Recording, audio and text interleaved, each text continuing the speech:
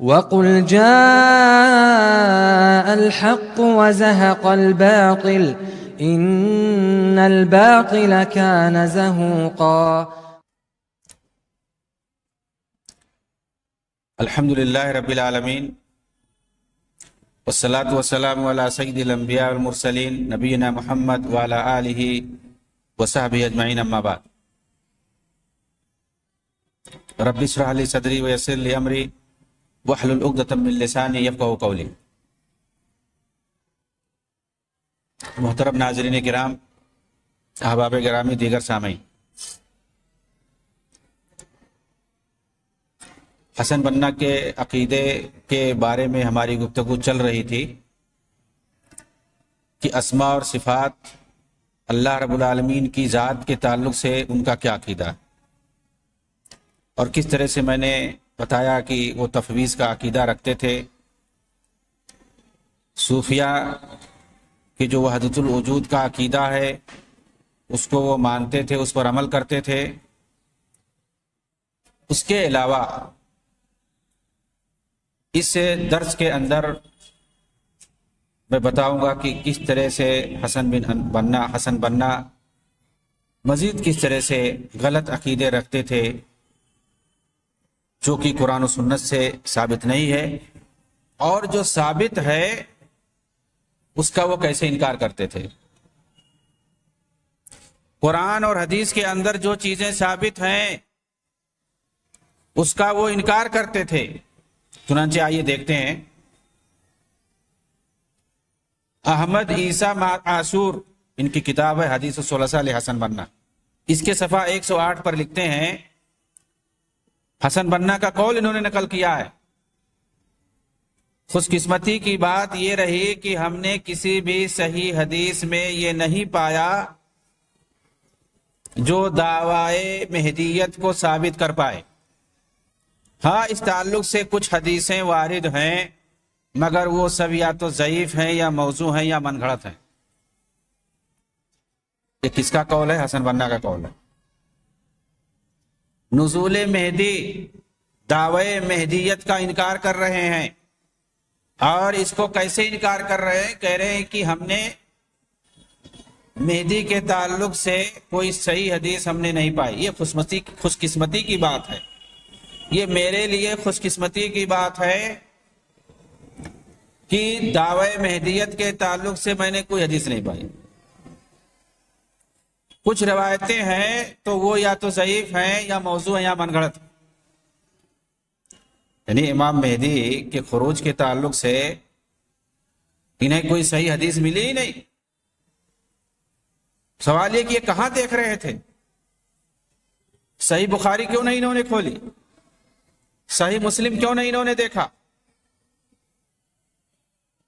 اور دوسری حدیث کی کتابیں سنن نبی داؤد، سنن ترمذی، سنن نسائی، ابن ماجہ، مسند امام احمد، ان تمام کتابوں کو انہوں نے کھولا۔ یہ کہاں سے کہہ رہے ہیں کہ وہ یا تو سب ضعیف ہیں یا من گھڑت ہیں یا موضوع ہیں، اور یہ میرے لیے خوش قسمتی کی بات ہے کہ کوئی صحیح روایت میں نے پایا ہی نہیں اس تعلق سے؟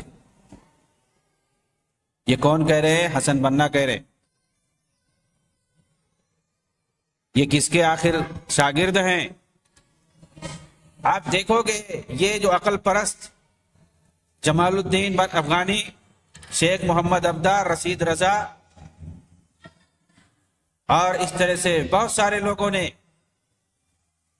خروج مہدی کا تعلق ہو، خروج دجال کا تعلق ہو، نزول مسیح کا تعلق ہو، ان تمام چیزوں پر شک و شبہ کا اظہار کیا ہے، یا تو صاف انکار کر دیا ہے یا تعویل کیا ہے بہت سارے لوگوں نے۔ سید مودودی نے بھی اپنی کئی کتابوں میں اس طرح کی باتیں لکھی ہیں۔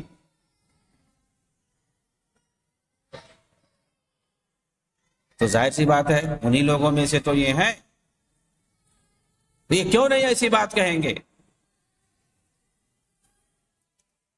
اور جتنے جو لوگ منکرین سنت، منکرین حدیث میں جو جن کا نام آتا ہے وہ سب انکار کرتے ہیں، کہتے ہیں کہ قرآن سے تو ثابت نہیں ہے، قرآن میں کہیں لکھا نہیں ہے، کہ دجال آئے گا یا عیسیٰ اتریں گے یا جو ہے مہدی خروج کریں گے، یہ ساری چیزیں کیسے ہم مان لیں؟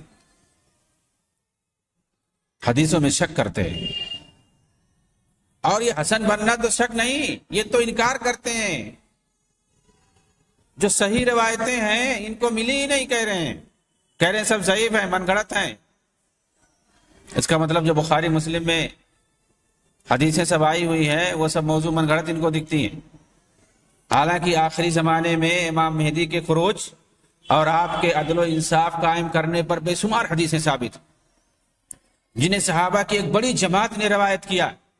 ان میں علی بن ابی طالب، ابو سعید خدری، جابر بن عبداللہ، انس بن مالک، عبداللہ بن عمرو بن عاص، حذیفہ بن یمان، ابو امامہ باہلی، عبداللہ بن عباس، عبد الرحمن بن عوف، ثوبان، ام المومنین ام سلمہ رضی اللہ تعالیٰ عنہ، اور اس کے علاوہ بہت سارے صحابہ کرام رضوان اللہ علیہم اجمعین نے اس حدیث کو روایت کیا ہے، جس کا تعلق خروج مہدی سے ہے، مختلف پیرائے میں ہے، جو کہ تواتر کے حد تک پہنچتا۔ تواتر کی حد تک پہنچنے والی حدیثوں کو یہ کہہ رہے ہیں کہ وہ سب یا تو ضعیف ہیں یا موضوع من گھڑت ہیں۔ الحمدللہ ہم نے کوئی صحیح حدیث پائی نہیں اس تعلق سے، یہ بھی انکار کی ایک صورت۔ خروج مہدی کے تعلق سے وارد صحیح احادیث کی تعداد تقریباً 50 تک پہنچتی ہے، 2-4 نہیں، 50 تک پہنچتی ہے صحیح روایتوں کی تعداد۔ اور ظاہر سی بات ہے 50 تک پہنچنے کا مطلب وہ متواتر ہے۔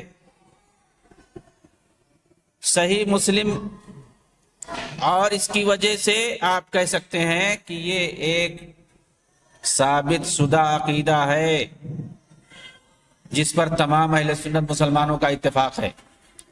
کوئی جو صحیح مسلمان ہوگا وہ کبھی نہیں انکار کرے گا خروج مہدی کا، کبھی نہیں انکار کرے گا نزول مسیح کا، کبھی نہیں انکار کرے گا خروج دجال کا، کبھی نہیں انکار کرے گا خروج یاجوج اور ماجوج کا۔ یہ تمام چیزیں ثابت ہیں، حدیثوں سے ثابت ہیں۔ اللہ کے رسول صلی اللہ علیہ وسلم کی بات، قرآن اور شریعت کی بات، وہ کیسے بھی اگر صحیح ثابت ہے تو اسے ہمیں ماننا پڑے گا۔ اور یہ عقیدہ کہ جس پر تمام مسلمانوں کا اتفاق ہے، سوائے ان گمراہ فرقوں کے جو بھٹکے ہوئے ہیں، جو عقل پرست ہیں، جن کے دماغ میں یہ بات گھستی نہیں ہے، وہ کیسے اور کیوں اور کیا اس طرح کے سوالات کرتے ہیں۔ تو سوائے چند باطل اور بدعتی فرقوں کے جن کا کوئی شمار اور کوئی قدر نہیں ہے، تمام اہل سنت والجماعت، تمام مسلمانوں کا اتفاق ہے اس بات پر، خروج مہدیت پر۔ اس بات کا ذکر علماء قدامہ میں اہل سنت کے مشہور امام علامہ بربہاری نے اور علماء حاضر میں شیخ عبد المحسن العباد نے کیا۔ اس کے متواتر ہونے کا اس پہ تفصیل سے لکھا انہوں نے، اور علامہ ناصر الدین البانی رحمۃ اللہ علیہ نے اپنی معروف اور جامع تصنیف السلسلۃ الصحیحہ کے اندر کہا ہے، جلد نمبر 5 صفحہ 372 کے اندر، کہ اس تعلق سے روایتیں بہت ہیں۔ ایک بڑی تعداد نے امام مہدی کے آنے پر بہت ساری روایتوں کو روایت کیا، بہت ساری حدیثوں کو، جو آپ صلی اللہ علیہ وسلم کے گھرانے سے ہوں گے۔ امام مہدی عیسیٰ علیہ السلام کے ساتھ نکلیں گے اور دجال کو قتل کرنے میں ان کی مدد کریں گے۔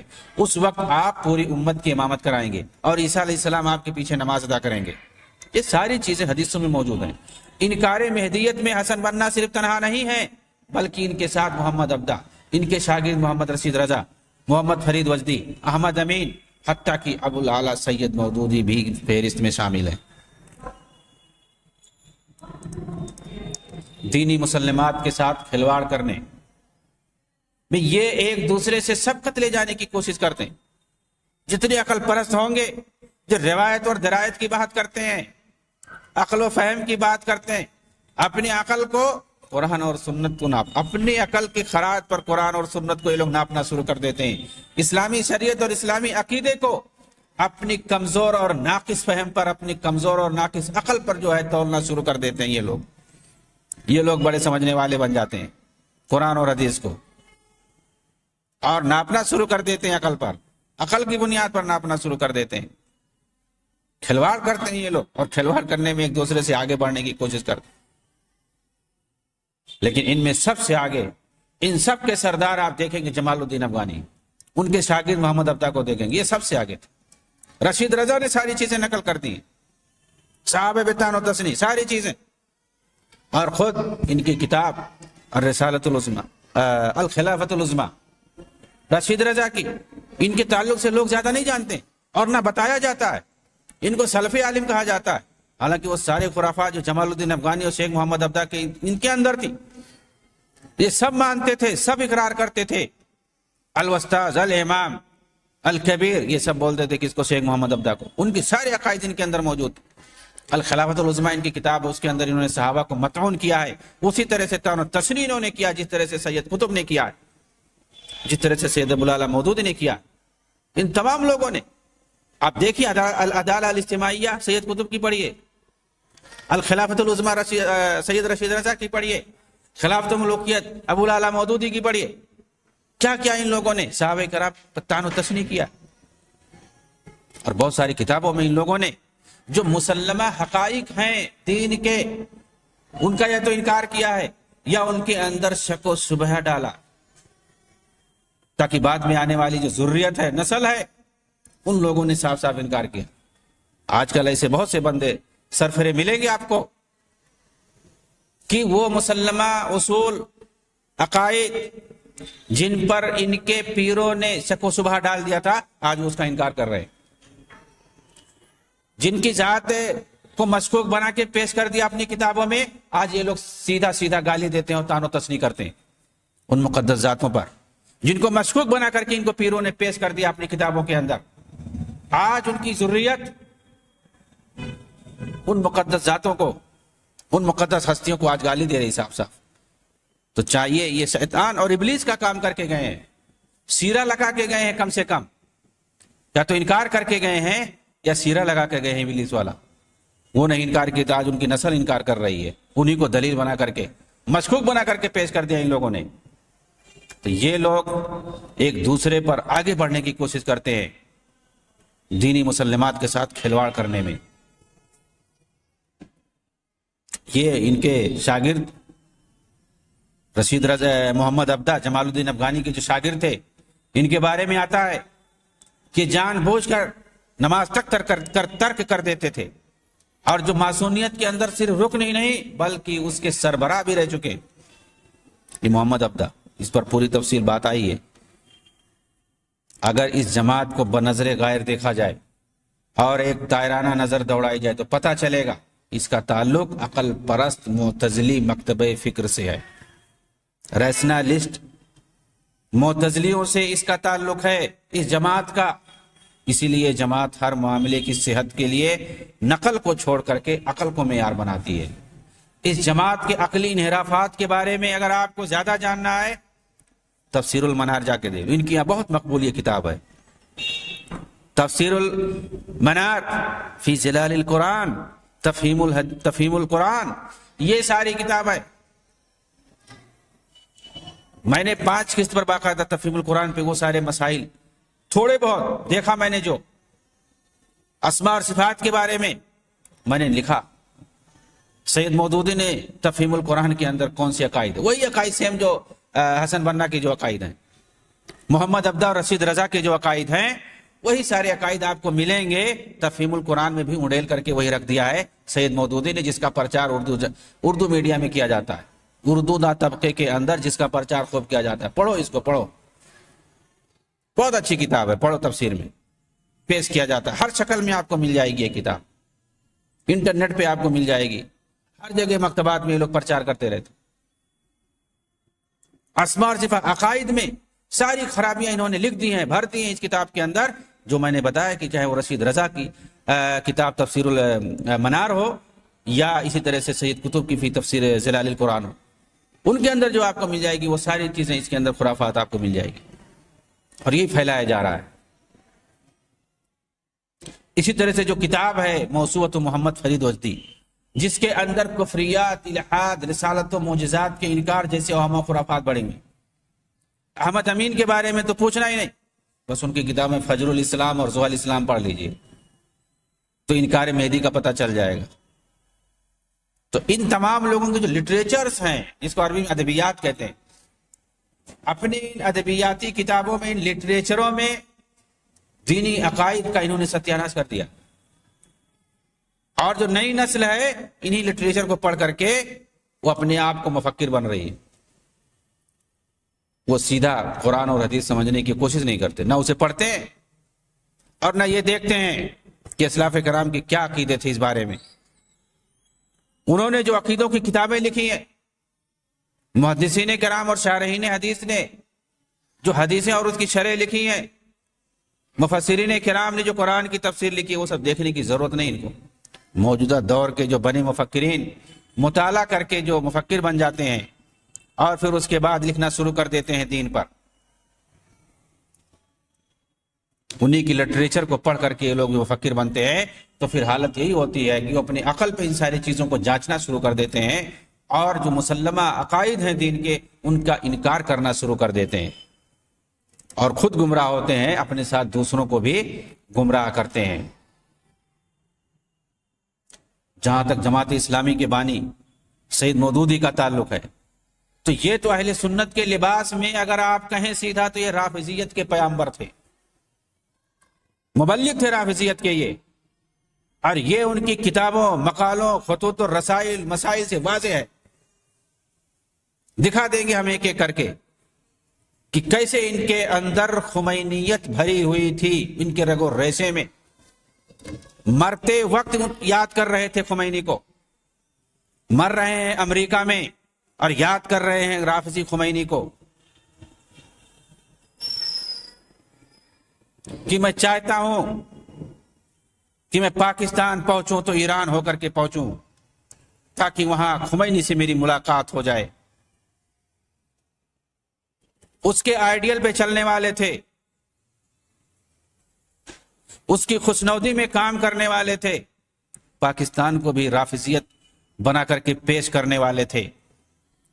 اور رافضیہ فاطمہ جنہ کو انہوں نے ملک کا سربراہ بنانے کے لیے ایڑی چوٹی کا زور بھی لگا دیا تھا، لیکن بھرتے ہوئے چلے گئے، دنیا سے رخصت ہو گئے.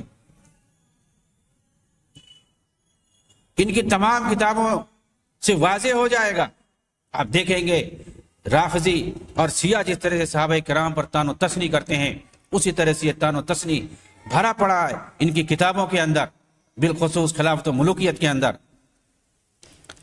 اور جو عقیدہ روافض اور شیعہ کا ہے انبیاء رسول کے بارے میں، انہوں نے بھی نہیں بخشا ہے.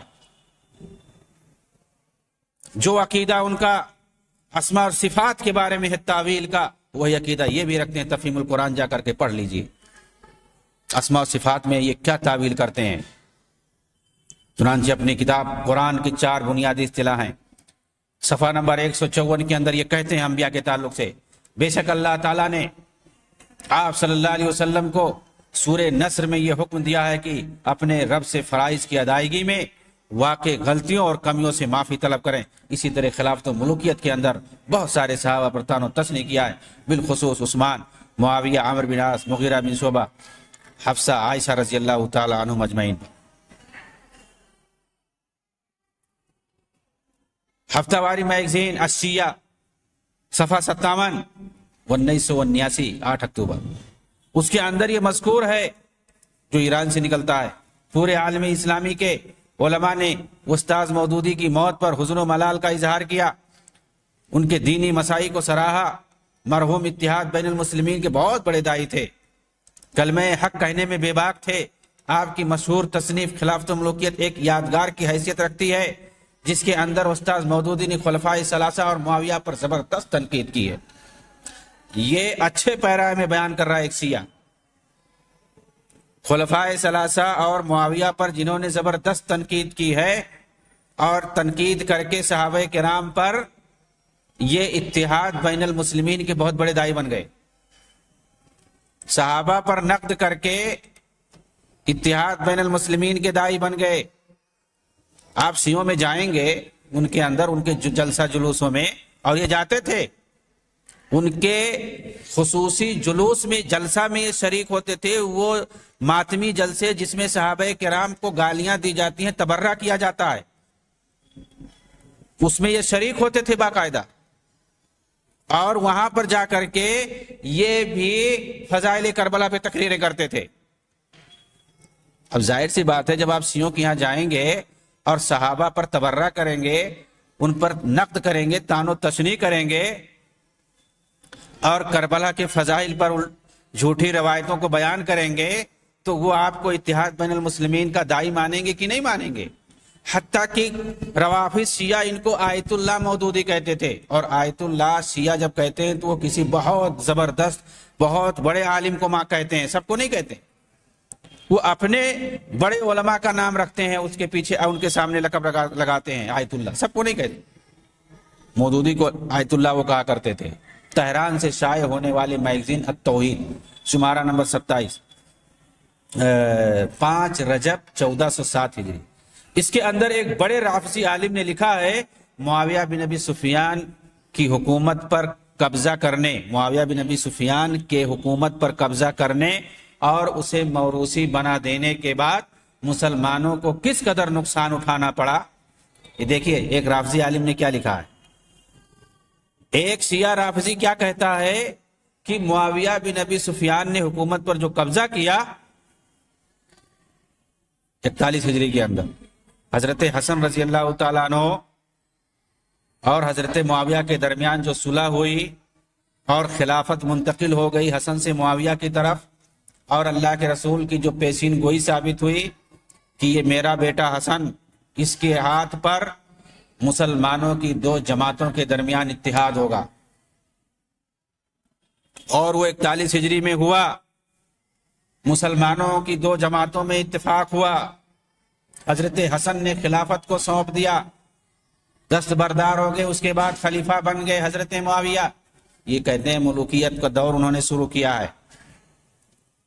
کون کہتا ہے؟ مودودی۔ میں سوال کرتا ہوں، آخر حضرت حسن نے ملوکیت کو منتقل کیا تھا یا خلافت کو منتقل کیا تھا؟ حضرت حسن کیا تھے؟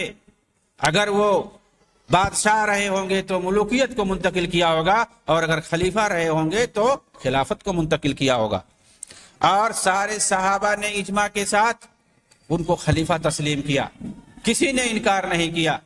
سب اس لیے کہ حدیث تھی، پیشین گوئی تھی اللہ کے رسول کی کہ اتحاد ہوگا، صلح ہوگی اور حسن کے ہاتھ پہ ہوگی۔ وہ صلح پوری ہوئی، وہ پیشین گوئی پوری ہوئی اللہ کے رسول صلی اللہ علیہ وسلم کے، اور حسن کے ہاتھ سے معاویہ کے ذریعے معاویہ کے ہاتھ پر وہ خلافت منتقل ہوئی تھی۔ وہ خلیفہ تھے، حضرت حسن خلیفہ تھے مسلمانوں کے، وہ خلافت انہوں نے منتقل کی تھی۔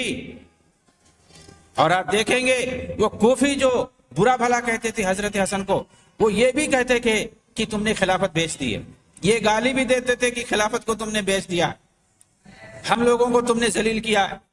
یہ کوفی، یہ رافضی، یہ شیعہ، یہ لوگ حضرت حسن کو بھی انہوں نے نہیں چھوڑا، گالی دیتے تھے، کہتے تھے مذل المومنین ہو، امیر المومنین نہیں ہو، نعوذ باللہ۔ حضرت حسن کو گالی دیتے تھے، اور ان کو تو مارا بھی تھا ان لوگوں نے، جھگڑا کر رہے تھے۔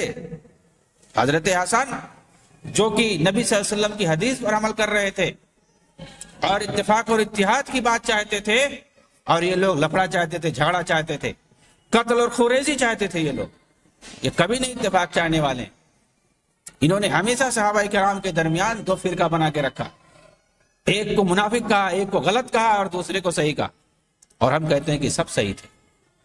صحابہ کرام میں 2 فریق نہیں مانتے ہیں، ایک ہی فریق تھے، سب مل کے رہتے تھے۔ ہاں ہو سکتا ہے نا اتفاقی ہو گئی، جیسے ہر آدمی کے اندر، جماعت کے اندر نا اتفاقیاں ہو جاتی ہیں، ان سے بھی بھول ہوئی ہے، چوک ہوئی ہے بشری تقاضوں کے مطابق۔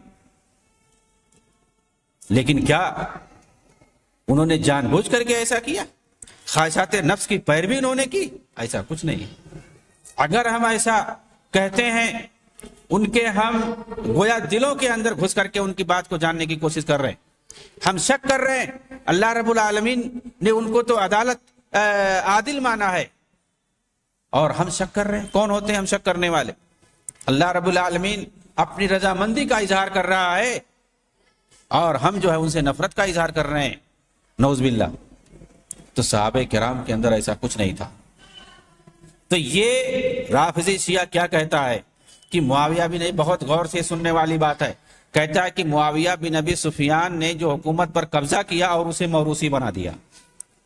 اب یہاں جو ہے ایک شیعہ اور رافضی سے اگر یہ سوال کر لیا جائے، یا وہ لوگ اہل سنت کے جو دعوے دار ہیں جو حضرت معاویہ پر الزام لگاتے ہیں کہ انہوں نے ملوکیت کو شروع کر دیا تھا اور پھر انہوں نے اپنے بعد موروثی بنا دیا، اس وجہ سے ملوکیت ہو گیا، تو میرا یہ کہنا ہے کہ حضرت علی کے بعد خلیفہ کون بنا تھا؟ ان کے بیٹے بنے تھے، حضرت حسن بنے تھے۔ لوگوں نے کہا بھی کہ آپ کوئی خلیفہ نامزد کر دیجئے، آپ اپنے بیٹے کو بنا دیجئے، تو کہا میں کچھ نہیں کہوں گا، تم لوگوں کا جس پر اتفاق ہوگا بنا لینا۔ وہ زندہ تھے، زخمی ہو گئے تھے، فوراً وہ شہید نہیں ہوئے تھے، زندہ تھے، ان کی زندگی میں لوگوں نے پوچھا تھا تو انہوں نے کہا تھا میں کچھ نہیں کہوں گا، جس کا دل چاہنا بنا لینا۔ مطلب یہ ہے کہ ان کے سامنے یہ بات آئی، اگر غلط ہوتا کہ باپ کے بعد بیٹا، اگر لائق بیٹا ہے، اگر باپ کے بعد بیٹا خلیفہ نہیں بن سکتا ہے، اگر یہ چیز غلط ہوتی تو کیا حضرت علی رضی اللہ تعالیٰ عنہ منع نہیں کر دیتے کہ نہیں نہیں نہیں میرے بیٹے کو نہیں بنانا، یہ غلط ہے، کسی دوسرے کو بنا لینا؟ آپ نے تو منع نہیں کیا، آپ نے صرف یہ کہا کہ میں کچھ نہیں کہوں گا، جس کا دل چاہے گا جس کو بنا لینا، آپ نے تعین نہیں کی۔ اور چونکہ لوگوں کا دل تھا، حضرت حسن کو اس کے بعد خلیفہ چن لیا۔ تو حضرت علی نے تو انکار نہیں کیا، اگر غلط ہوتا باپ کے بعد بیٹا خلیفہ نہیں بن سکتا ہے، اگر یہ چیز غلط ہوتی تو حضرت علی رضی اللہ تعالیٰ عنہ خاموش نہیں ہوتے، منع کر دیتے۔ آپ کا منع نہ کرنا یہ ثابت کرتا ہے کہ باپ کے بعد بیٹا خلیفہ بن سکتا ہے، اگر اس لائق ہے تو، یا کسی مصلحت کی وجہ سے بن سکتا ہے۔ تو حضرت معاویہ پر یہ الزام نہیں لگایا جا سکتا ہے، گرچہ انہوں نے اپنی زندگی کے اندر ولی عہد نامزد کر دیا تھا، خلیفہ بنا دیا تھا اپنے بیٹے کو، ہمیں نہیں ان پر الزام لگا سکتے ہیں، وہ صحابہ تھے، صحابہ کے مشورے سے انہوں نے ایسا کیا تھا،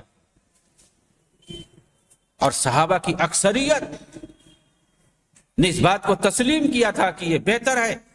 اب مزید ہم اختلاف نہیں چاہتے ہیں، 20 سال سے امن و امان چلا آ رہا ہے، ہم اسی طرح سے چاہتے ہیں۔ اختلافات کو ختم کرنے کے لیے بہتر آپ نے مشورہ کیا ہے، آپ نے بہتر تدبیر اختیار کی ہے۔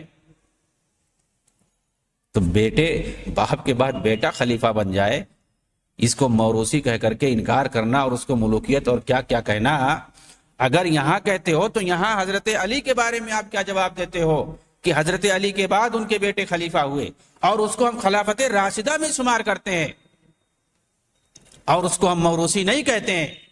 کیا موروثی کا مطلب یہ ہے کہ باپ کہہ دے کہ ہمارا بیٹا رہے گا، کہ بیٹے کا ہونا باپ کے بعد یہی موروثی ہے، چاہے باپ کہے یا نہ کہے؟ موروثی اسی کو کہتے ہیں کہ باپ کوئی چیز ہے، کوئی وراثت ہے، باپ کے بعد وہ بیٹا بن جائے۔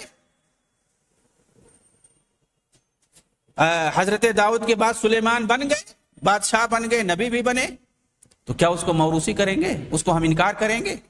وراثت میں ملا ہے تو موروثی کہہ کر کے ہم اس کو نفرت دلائیں گے لوگوں کو؟ وَوَرِثَ سُلَيْمَانُ دَاوُودَ، وارث بنے، وہ کس چیز میں وارث بنے؟ نبوت میں، بادشاہت میں وارث بنے۔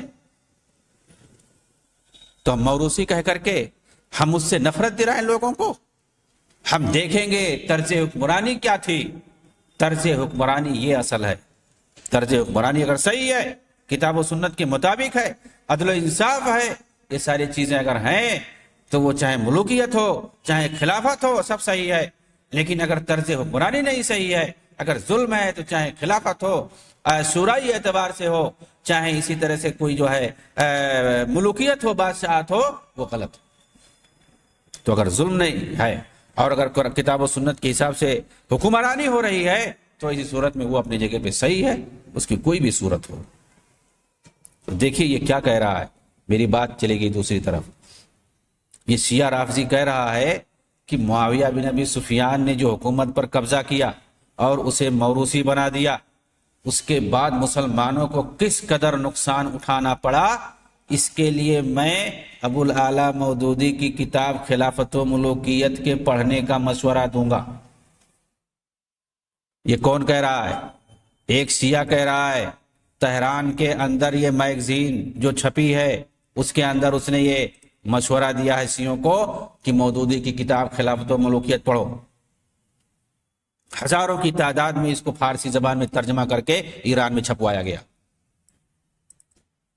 اس کے اندر انہوں نے سارے جتنے من گھڑت روایتیں ہیں، صحیح روایتیں ہیں، ان سب کو جمع کر دیا ہے، صحابہ کے خلاف مقدمہ بنا کر کے پیش کر دیا ہے. اب وہ لوگ اسی کو دلیل بنا رہے ہیں ان کی کتاب کو.